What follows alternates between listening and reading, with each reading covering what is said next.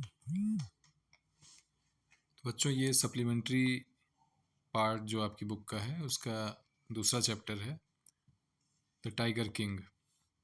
इसके राइटर हैं कल्कि।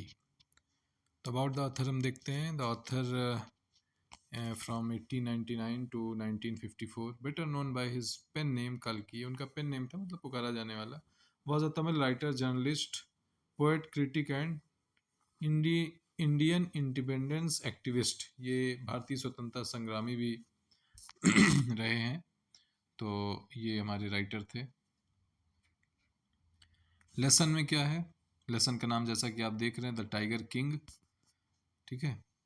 About the lesson, the story is a satire on the rich and powerful kings of the olden times. मतलब पुराने समय के राजा महाराजा की कहानी है। In order to prove the prophecies of fortune teller wrong, the king of Pratibandhapuram mindlessly kills 99 tigers, but the 100th one, the cause of the king's death, escapes his bullet.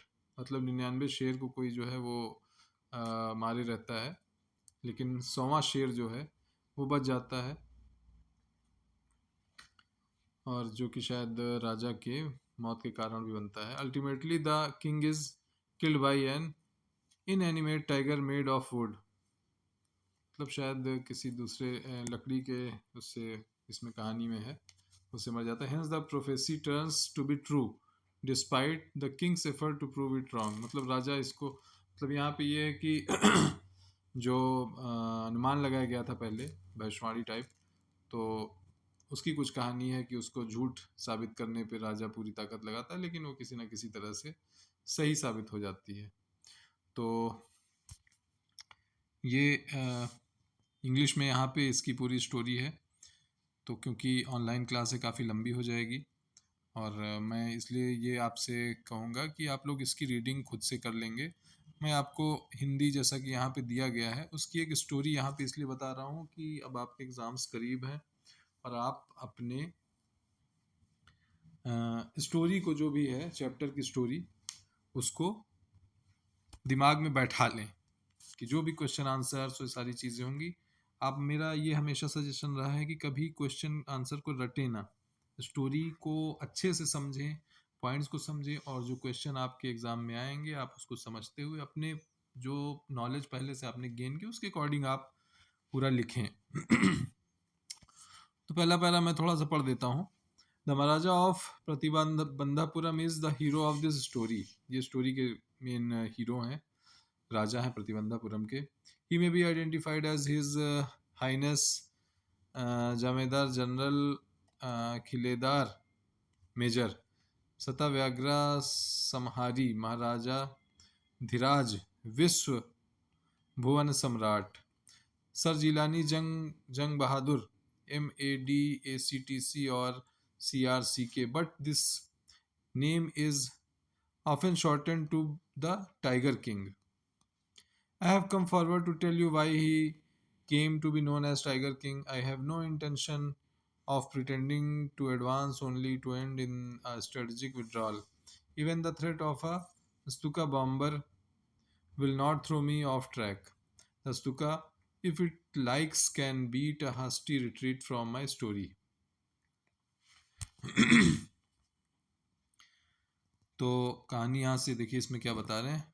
Pratibandapuram के महाराजा इस कहानी के नायक हैं।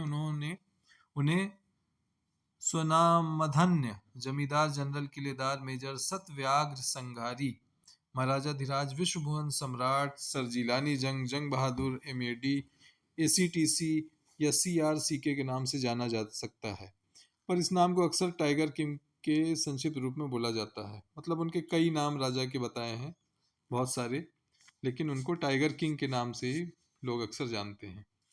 मैं आपके सामने बताने के लिए उपस्थित हूँ कि क्यों वह टाइगर किंग कहलाया। मैं इस इरादे से आगे बढ़ने का दावा नहीं कर रहा हूँ कि अंत में योजनाबद्ध तरीके से वापस आ सकूँ।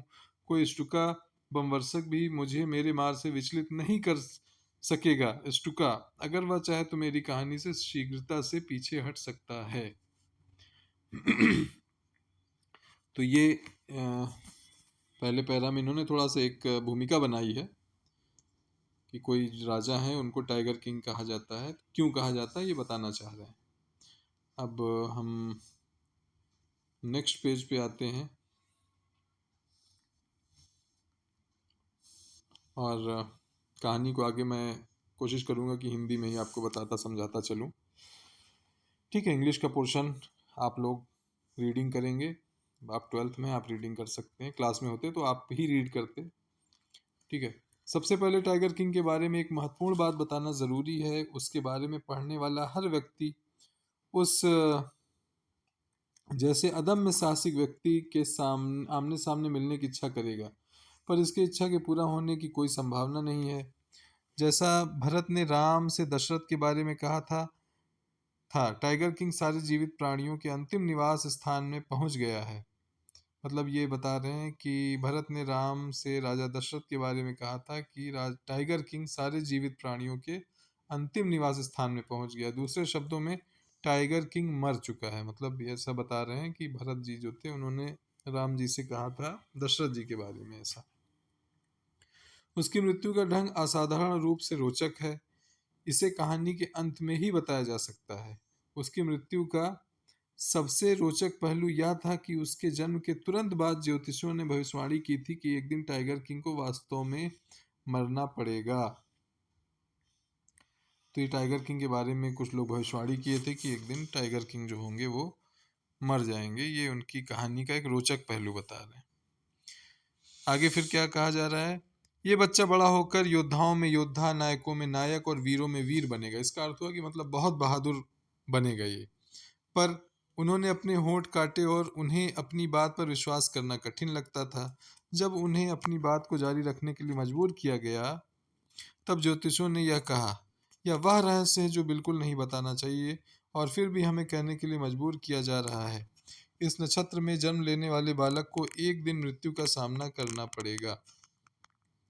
उसी क्षण एक चमत्कार हुआ।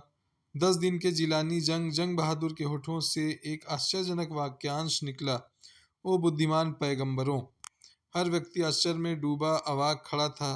वे एक दूसरे की तरफ घबराए से देखते रहे और पलकें झपक रहे थे। ओ बुद्धिमान पैगंबरों, मैं या बोलने वाला मैं हूँ, या बोलने वाला मैं हूँ। इस बार शक की कोई गुंजाइश न थी। या तो 10 दिन पूर्व जन्म लेने वाला शिशु ही था जिसने इतनी स्पष्टता से शब्द बोले थे। मतलब एक जादुई टाइप की घटना बता रहे हैं। जो ये 10 दिन के जब जो जिलानी जंग बहादुर जो राजा का नाम था, जिसको टाइगर किंग कहा जा रहा है, जब वो जैसा कि इस स्टोरी में बता रहे हैं कि जब वो 10 दिन के थे तो वो अचानक से बोल पड़े।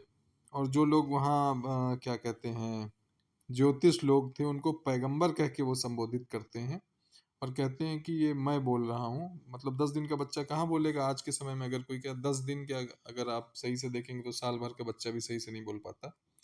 तो एक आश्चर्य की बात इस कहानी में बताई गई है। आगे चलते हैं। प्रमुख ज्योतिषी ने चश्मा उतारा और शिशु की ओर ध्यान से देखा। जो मेन ज्योतिषी था, ज्योतिषी जो भविष्य बताते हैं ज्योतिष विद्या के आधार पे, उनको ज्योतिषी कहा जाता है। और शिशु की, उस बच्चे की ओर ध्यान से देखा। उन सबको जिन्होंने जन्म लिया है एक दिन मरना होगा, यह जानने के लिए हमें आपकी भविष्यवाणियों की आवश्यकता नहीं है। इसमें तब कई काम की बात होती है अगर आप हमें मृत्यु का तरीका बता सकते। शाही शिशु ने अपनी पक्षी जैसी तीखी छोटी आवाज में यह शब्द कहे। मतलब उस बच्चे जो प्रमुख ज्योतिषी थे उसकी तरफ ध्यान से देखने लगे कि अरे बच्चा कैसे बोल रहा है। तो उसने फिर से कुछ बात कही। क्या कहा कि हर कोई मरेगा, जिस जो पैदा हुआ है हर कोई एक दिन मरेगा, और ये जानने के लिए हमें भविष्यवाणियों की ज़रूरत नहीं है। हाँ, अगर कोई काम की बात ये होती कि क्या नाम है, आप पते की बात, मतलब अगर ज्योतिष विद्या आपकी इतनी अच्छी है तो आप ये बता दें कि किस तरह से हम मरेंगे, तब तो हम माने कि भाई आप बहुत बड़े ज्योतिष हो। लेकिन सब मरेंगे मरेंगे तो हर कोई जानता है कि हर कोई मरेगा। ये उस बच्चे ने कहा अपनी आवाज में। आगे चलते हैं। प्रमुख ज्योतिषी ने हैरान होकर अपनी नाक पर अपनी उंगली रख ली, जैसे आदमी आश्चर्यचकित होकर अपनी नाक पर रखने लगता है। मात्र 10 दिन का शिशु अपने होठ खोलकर बोलता है। यही नहीं, यह समझदारी भरे प्रश्न भी पूछता है। अविश्वसनीय।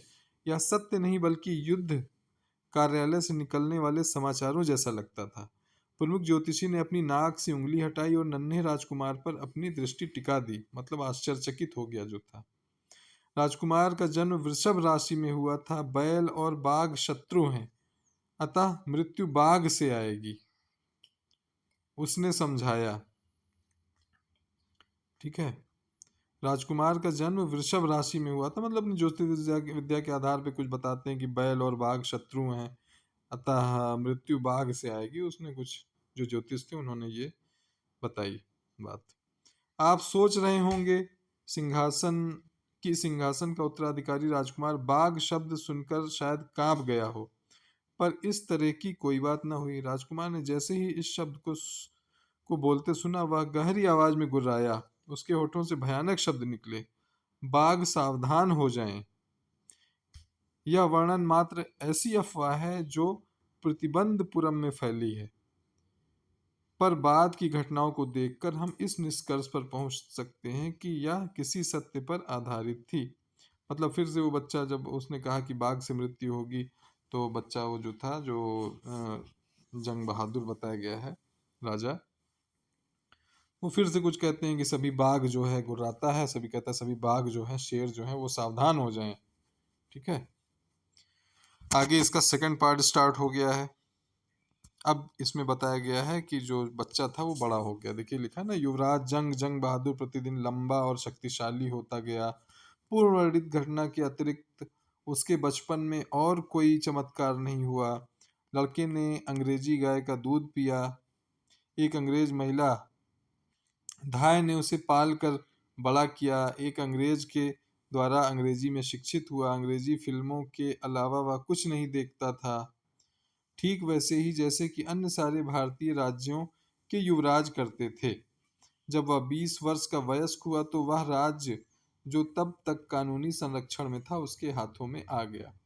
तो अभी जो पहला पार्ट था उसमें ध्यान, जैसे अब हमने एक पार्ट पढ़ लिया है, तो कोशिश करें कि हम उस स्टोरी को अपने माइंड में बैठाएं। चैप्टर का क्या नाम है? Tiger king. राइटर कौन है? कल्कि।